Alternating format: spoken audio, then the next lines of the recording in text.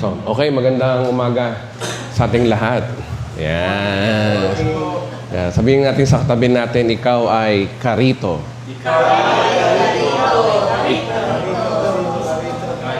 Tayo ay pinagpala, pinaburan. Amen. Okay, we only speak because we believe. Hindi tayo we speak para mangyari. Kasi nangyari na yun eh. Di ba? Sa mga makakarating ng mensaheng ito, ng mensahe ng biyaya.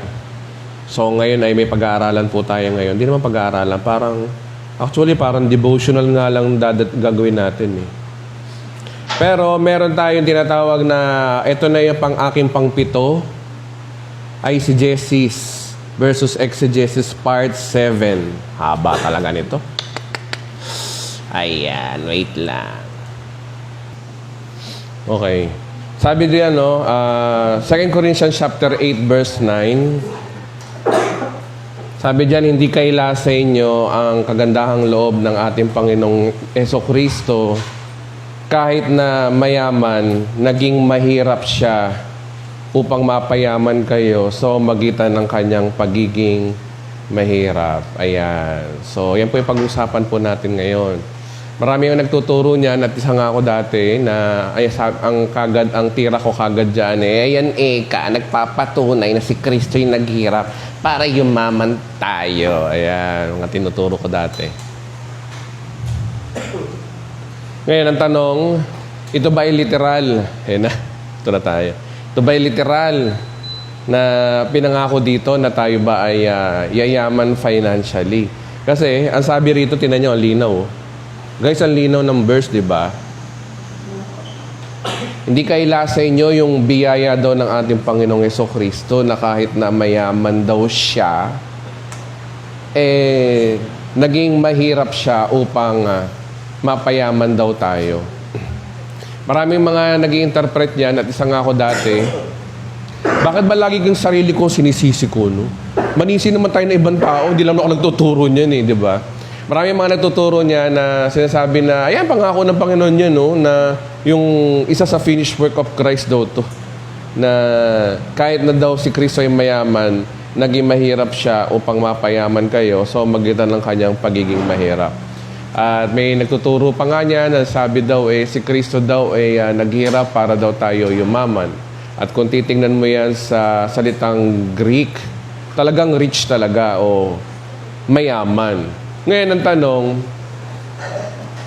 paano tayo nakakatanong, ano ba talagang yaman ang binabanggit dito? Ito ba ay yaman ng tungkol sa pera? O iba yung binabanggit dito?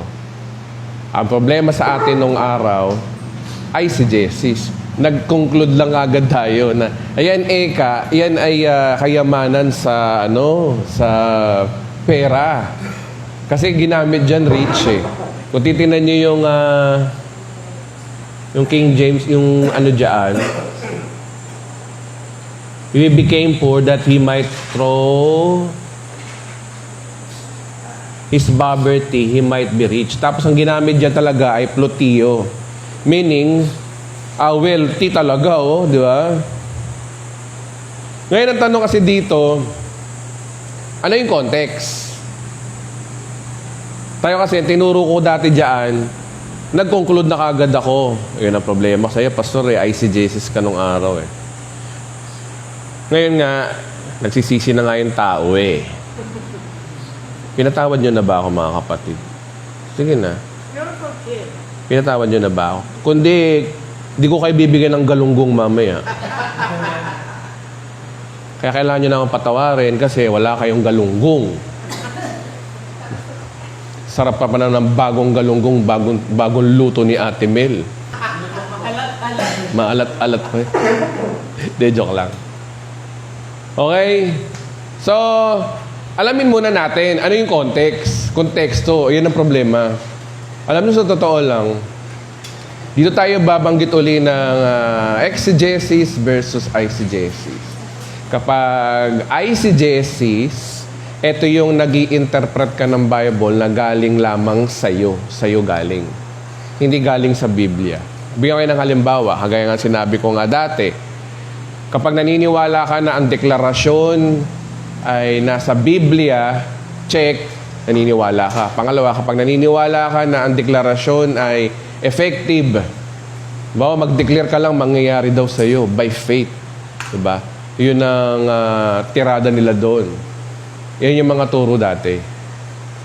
Turo ng full grace to Sorry turo natin to. Pero ang totoo nun, ikaw lang yung nagbibigay ng meaning. May idea ka na. Kumukuha ka ng bagay na idea mo, tapos ginagamit mo yung Bible. Yun ang exegesis. Ang exegesis iba. Ang exegesis, hinahayaan mo yung Bible magsalita. Sa paanong paraan? Basahin mo lang. Agaya niyan. Sinabi nga dyan, na yung paghihirap ni Kristo, magiging mayaman ka. Tapos pera talaga. Financial ang binabanggit ito. Rich. Totoo nga. Pero ang tanong dito, ano yung sinasabi ng context? Kasi, tinan nyo kung ito ay totoo na verse na yun nga ang sinasabi rito, ba't mga wala kayong kotse ngayon? Sige nga. Sa kotse mo, naglalakad ka Naglakad lang. Naglakad lang. Kung totoo yan, pastor, masyado kang sarcasm. Hindi ako sarcasm. Sinasabi ko lang totoo. Okay? So, ano problema? Mali yung pagbasa. Hindi natin binasa maigi. Ngayon, itatama na tayo ng Panginoon ngayon. Ang pinaka-the best talaga rito, basahin mo yung konteksto. Yung sinabi yung buo. Okay? So, ano yung sinabi ng buo rito? Di babalik tayo ng verse 1. Di ba? Ganun lang naman yun basahin natin. Sabi dito, mga kapatid, nais naming malaman ninyo ang pinapakitang kagandahang loob ng Diyos sa iglesia ng Macedonia. Okay, ang topic ni Pablo dito, sinong kausap? Korinto. Ano ba yung mga Korinto? Matitigas ang ulo, baby Christian. Verse 1 pa lang, verse 2 pa lang ng 2 Corinthians, alam na natin yon. Meron pa nga dito yung nakikisama yung kanyang, kinakasama yung kanyang asawa ng kanyang tatay. Kaya nga sabi, communicate nyo yung mga yan kasi nga para maligtas ang katawan.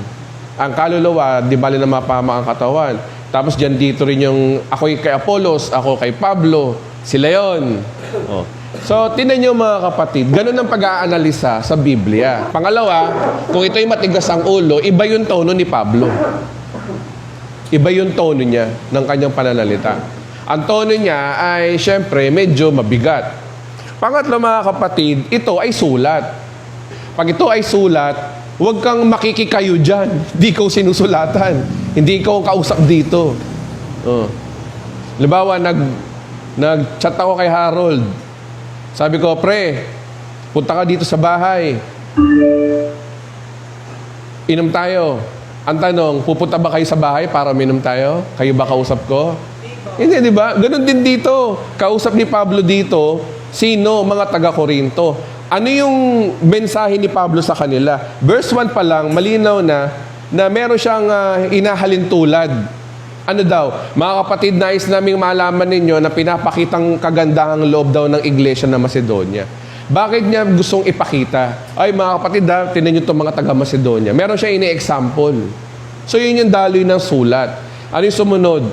Dumanas daw sila ng na matinding kahirapan at ito'y isang mahigpit na pagsubok sa kanila. Ngunit sa kabila ng kanilang paghihikahos, masayang-masaya pa rin sila at bukod palad saan daw? Ano ba naman itong topic? Ito yung ayokong topic pero wala. Ito guys So ano ang topic? Tiniyo itong mga taga-Macedonia. Ang mga Macedonia na kahit sila ay hirap, alam naman nila. Pero ano daw? Sila daw ay mapagbigay. Ang tanong, pera ba yung binibigay? Huwag tayong magko-conclude. Ay, si Jesus ka na. Sabihin nun, sinabi lang nagbibigay. Ang tanong, ano yung binibigay nila?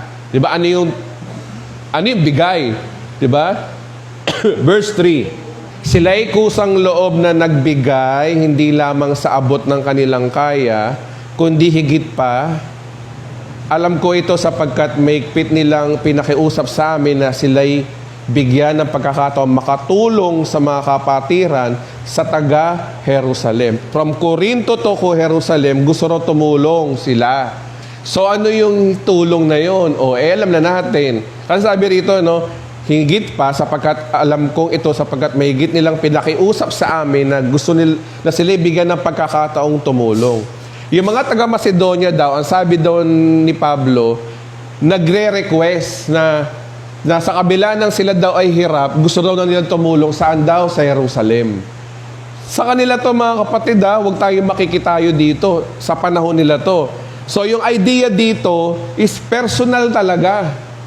Personal to between the church and Apostle Paul. Tapos, ang topic, pagbibigay talaga. Pagbibigay talaga, wala tayong magagawa. Sa ngayon as for now.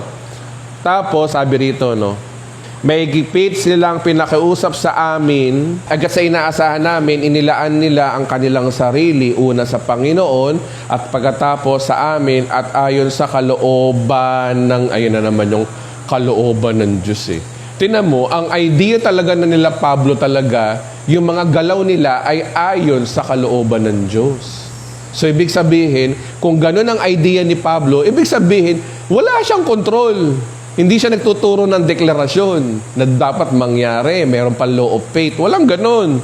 Ang sinasabi lang dito, ayon sa kalooban ng Diyos. Pero niya, higit sa inaasahan namin, inilaan nila ang kanilang sarili, una sa Panginoon at pagkatapos sa amin, ayon sa kalooban ng Diyos. Ibig sabihin, yung pagbibigay pala, yung pagtulong pala ng mga taga Macedonia ay ayon daw sa kalooban ng Diyos. Guys, inaano lang natin, nananamlam lang natin kasi kailangan natin masagot yung 9 eh. Ngayon sa verse 6 na tayo, masasagot na natin yung 9 maya-maya. Kasi ang tanong natin sa 9, yung bang sinasabi na si Kristo ay naghirap para tayo yumaman, yun ba talaga ay yung ibig sabihin? Na kaya daw si Kristo naghirap para daw yumaman daw tayo financially. Yun kasi ang tanong. Binabasa natin yung context. Ngayon, verse 6, pinakiusapan namin si Tito na siya ang magsimula ng gawaing ito na kayo'y tulungan hanggang malubos ang pagkakawanggawa ninyong ito. So, ibig sabihin, ang topic ni Pablo dito is regarding do sa pagtutulungan nila. So, balit habang kayo'y sumasagana sa pananampalataya, sa pagpapahayag ng kaalaman at kasipagan at sa inyong pag-ibig sa amin, ang pag-ibig sa inyo ay sikapin din ninyong manguna sa pagkakawanggawa. Ina-appreciate ni Pablo yung pagtulong. Okay? Yung pagtulong. Ina-appreciate ni Pablo yung pagtulong. Salamat sa pagtulong nyo, sa kasipagan nyo, sa pag-ibig nyo sa amin, sa aming pag-ibig sa inyo, sikapin din ninyong manguna sa pagkakawanggawa. Verse 8. Hindi sa inuutusan ko naman kayo. Hindi ko sa inuutusan ka kayo. Sinasabi ko lamang sa inyo ang ginagawang pagtulong ng iba upang masubok ang katapatan ng inyong pag-ibig. So ano na yung topic ni Pablo dito? Ang topic na ni Pablo dito, hindi sa inuutusan namin kayo. So balit, gusto ko lamang sinasabi ko lamang sa inyo ang ginagawang pagtulong sa iba upang masubok ang katapatan ng inyong pag-ibig. Ibig sabihin nun, pinapakita lang ni Pablo dito na appreciated namin yung pagtulong nyo.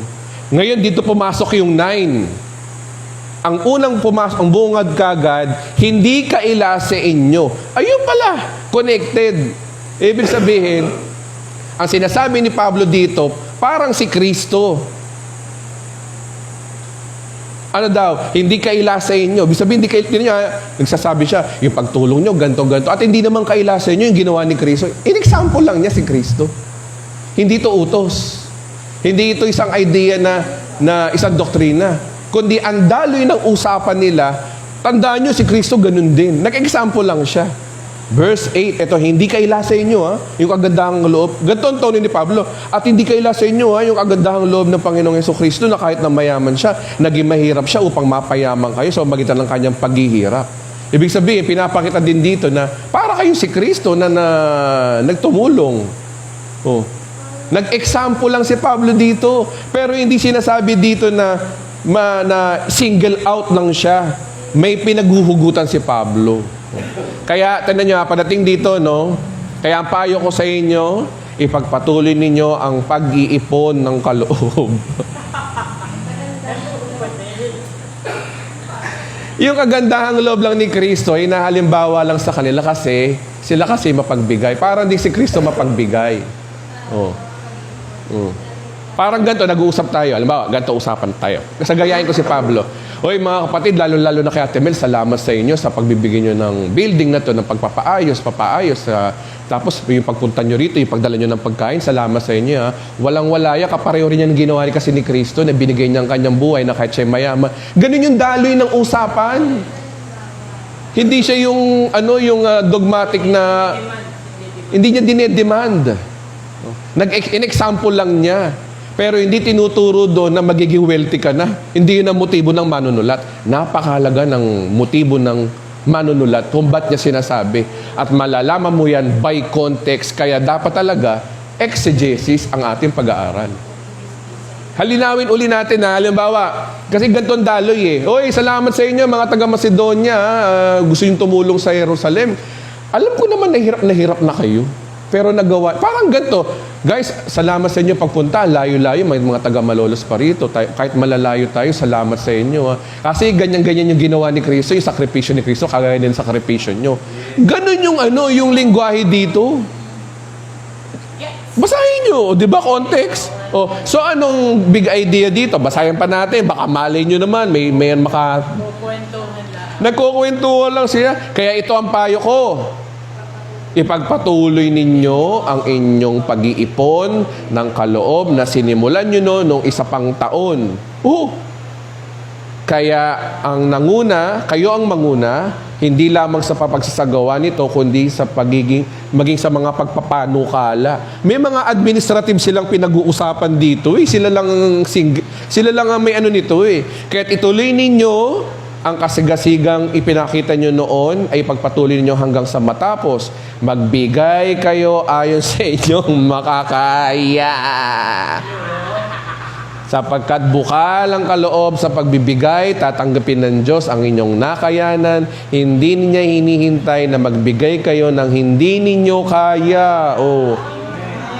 So ano context nun? Pagbibigay. Hindi sa ibig kong guminhawa ang iba at mabigatan naman kayo, kundi upang matulungan ninyo ang... So, ibig sabihin, ang church pala nung araw, nagtutulungan din. Parang tayo din nagtutulungan. Hindi may iwas, mga patak-patak na yan, yung mga... Ganun pala sila. So, yun ang konteksto dito. Hindi sinasabi na ang focus si Pablo, yung pagtutulungan. Hindi yung ang focus si Pablo, si Kristo.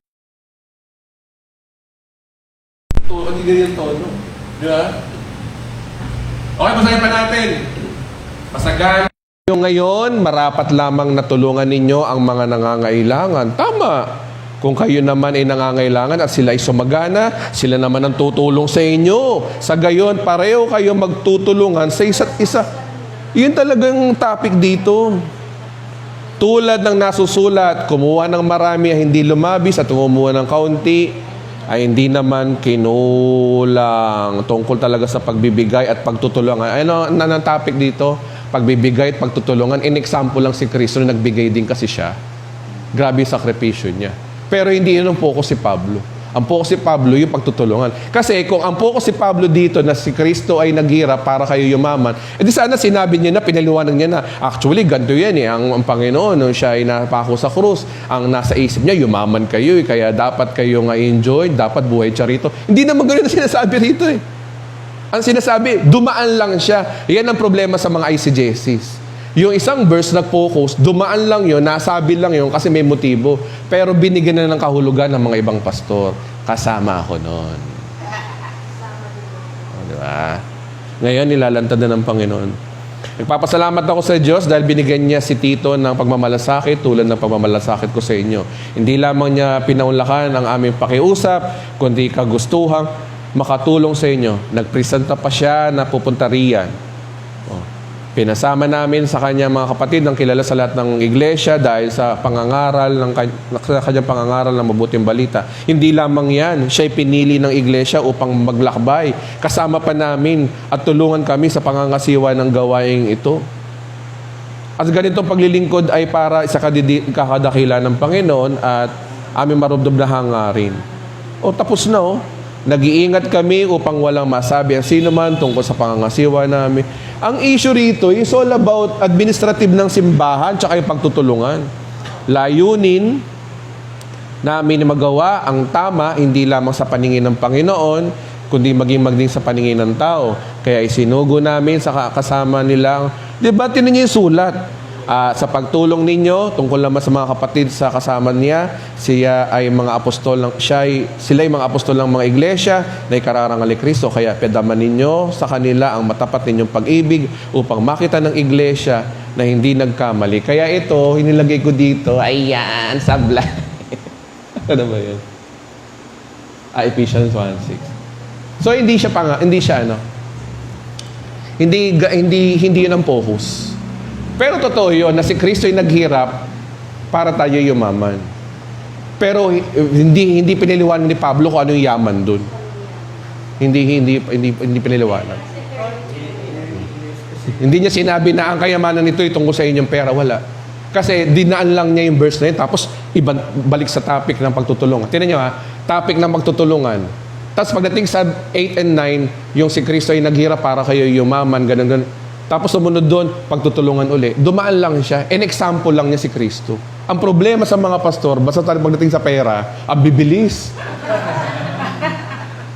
Ang bibilis mag-interpret. Ayan patunay na tayo yumaman. Mga prosperity guys. Di ba? Pero, ang isa pa rito, ang maganda naman dito, maliwanag dito na nagtutulungan sila. Pero ang tanong, sinasabi ba rito na tayo magbigayan? Nagtutulungan lang sila Sasabihin naman ng ibang pastor, ayan, maliwanag sa Biblia, nagtutulungan sila, kaya dapat magtulungan tayo. Ginawang batas, compulsory. Hindi. Ang linaw nga dito, di ba, ayon sa inyong makakaya. At saka hindi tinuturo dito na dapat sa simbahan nyo merong offering. Tinuro ba dyan? Hindi. Sila lang yun. Ngayon, kung sasabihin mo, dapat gawin natin sa church yan, wala na, ICJCs ka na. Nag-uusap lang sila Parang si Kristo, sa ibabaw ng iglesia, ng batong ito, tatayo ko ang aking iglesia. Sinabi lang niya iglesia, binigyan ng mali siya ng mga taga-iglesia. Ayan, yung tatayo ni Kristo yung iglesia at tayo yun. Ang hilig nating magbigay ng meaning na hindi naman yun sinasabi ng Biblia. Mga kapatid, gusto ko maging ganun kayo sa pagbabasa ng Biblia. Hindi yung kayo magbibigay ng interpretasyon. Yung sasabihin mo ang sinasabi diyan ay naghirap si Kristo para yumaman tayo. Ikaw lang may sabi noon, ay si Jesus ka. Basahin mo yung context, an example lang yun ni Pablo. At kahit namin sinabi rito na tungkol sa pagtutulungan, sa offering, never sinasabi ni Pablo na dapat sa iglesia, lahat ng simbahan, ganito tayo magbigay, may offering. Walang ganun. Pastor, ano yung offering mong yun? Bahala na kayo. Pagtutulungan na lang. Para lang dito yun sa kuryente. Alam niyo mga kapatid, ganito yan. Wala namang masama kung mag-offering. Basta inner na lang, huwag niyo isasama ang Diyos. Tayo na mga kapatid, tulong-tulong tayo. Kung gusto niyo kagaya mga kuryente natin, pambayad sa ganito, pambayad sa ganyan, mga pagkainan, din napupunta yung mga Yun, okay lang yun. Pero yung sasabihin mo na, gusto nyo ma-bless kayo ng Lord para i-bless kayo, magbigay kaya! Dadamay nyo yung Diyos sa kalokohan nyo. Di naman ganun ang sinasabi ng Diyos. Sa Bible, giving worship daw. Ito ang stand ng Bride of Christ. Totoong merong pagbibigayan, pagtutulungan sa simbahan nun, pero hindi malinaw dito na dapat i-apply sa atin. Sa atin na lang yun, usapang tayo na lang yun. Hindi niya dinadamay ang Diyos. Hindi kagaya sa panahon ngayon, dinadamay nila ang Diyos. Kaya magbigay ka ng first fruit mo, biro mo, 13-month pay mo, nasa pastor. Ilan kayo? 100 pieces kayo. Ibig sabihin, grabe. 6 digit ang pera ng pastor sa di ba? Ang problema kasi, hindi naman ganun ang sinasabi ng Biblia. Totoo may bigayan sila, totoo may offering, pero hindi inuutos. Tandaan nyo totoo may offering, totoo may nagbibigayan, pero hindi utos. Pero yung mga pastor ngayon, inuutos. Dadamay pa yung Diyos, worship daw yun. Namang ganun. Ano ba? Di ba? Wala, daming Ang, Free book. ang bilis, ang tataba ng mga Pilipinong pastor pagdating sa pera. Kaya nga eisegesis naniniwala ka na dapat ang simbahan may offering. Hanap ako ng verse na nagpapatunay na ang simbahan ay inuutos sa Bible. Ayan, mga ano nila.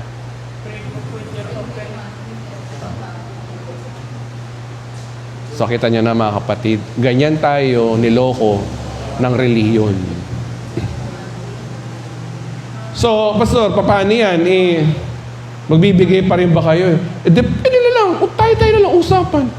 Usapang pamilya na lang yun.